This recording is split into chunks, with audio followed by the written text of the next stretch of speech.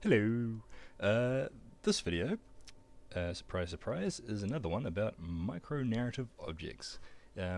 Since that's a theme of lots of these videos, and I think micronarrative objects are kind of cool and interesting, and I really like the way that video games or interactive narratives can develop story through it's like the jigsaw approach, where you piece lots of different bits together, and once you've got them all together, you can craft some kind of story. So the game has its sort of narrative plotted out, but the player has to put all the pieces together to get a sense of the world, some kind of mysteries going on, to sort of try and solve the mystery, who's killed who and why and what's going on, and who are you and why are you crazy and all this kinds of stuff.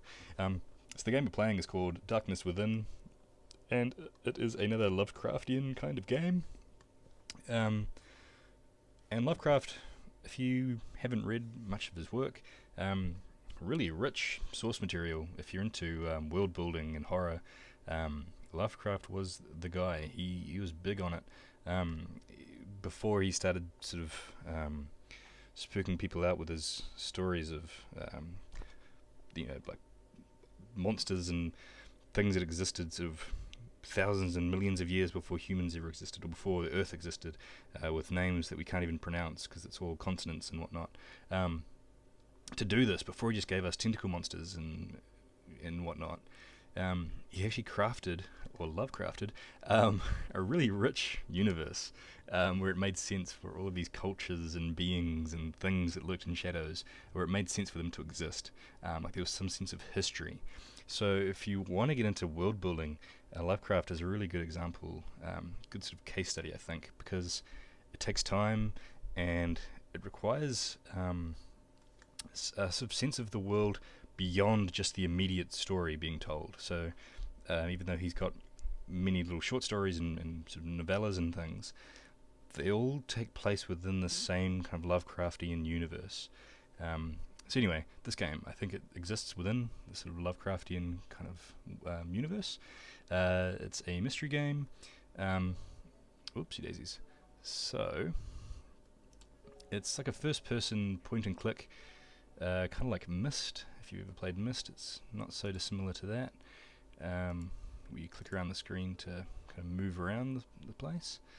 But if you're wanting to think about micro-narrative stuff, like these sorts of games are spot on. So I think this is the house of, I've forgotten his name already, but whoever he is, this is his house. So you get a sense of who he is.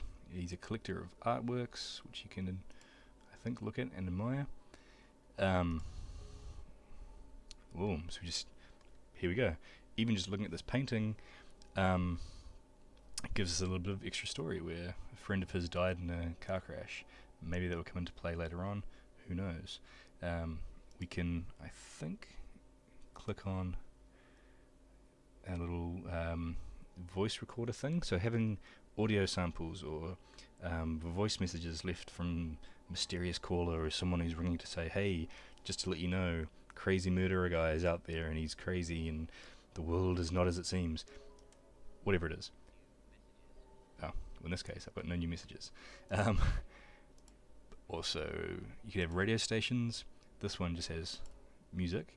But maybe if you turn on the radio, it'll have a story about whatever's going on, including books. I think this is just actually like a whole lot of short stories.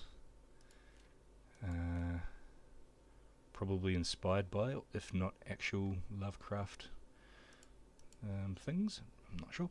And if you right click, you can go to the clues that you have.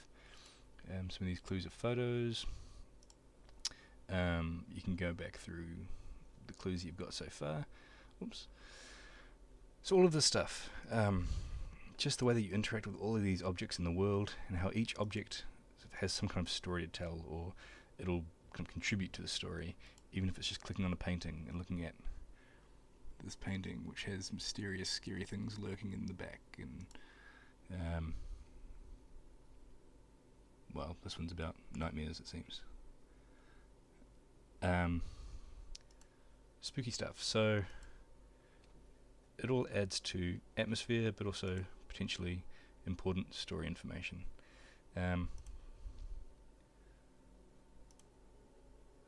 Ooh, what's in this box? Nothing that interesting, but it could have been.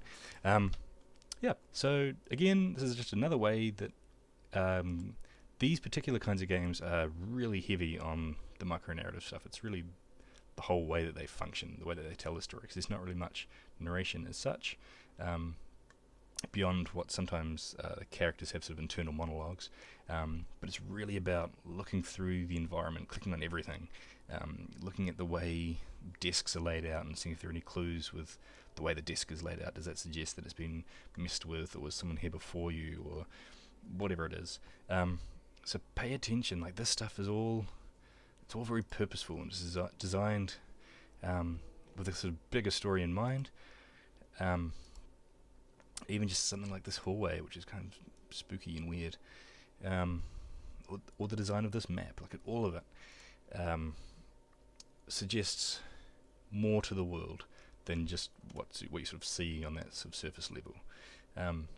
So micro-narrative, it's where it's at for a lot of interactive narratives, and remembering also that even a game like this, where I can't really do all that much except for click on stuff to sort of move me around, the fact that I have to click on stuff, the fact that I have to put this together and sort of piece this jigsaw together is interactive. It's an interactive narrative that games like this really force you to do it, but micro-narratives can be really awesome ways to encourage the player to sort of craft the story themselves, to make them feel like they're the ones involved, they're the ones driving it, they're the ones making the story happen. And that's really important, I think, in interactive narratives, because without that, you tend to feel like things are just going on rails, like you're just, I don't know, just sort of going through the motions to get another cutscene or to get another bit of narration or whatever it is. So keep this in mind as well. But this is what micro-narrative stuff can look like. This is what it can mean to have the kind of level design or the kind of environment that helps tell the story. Cool beans.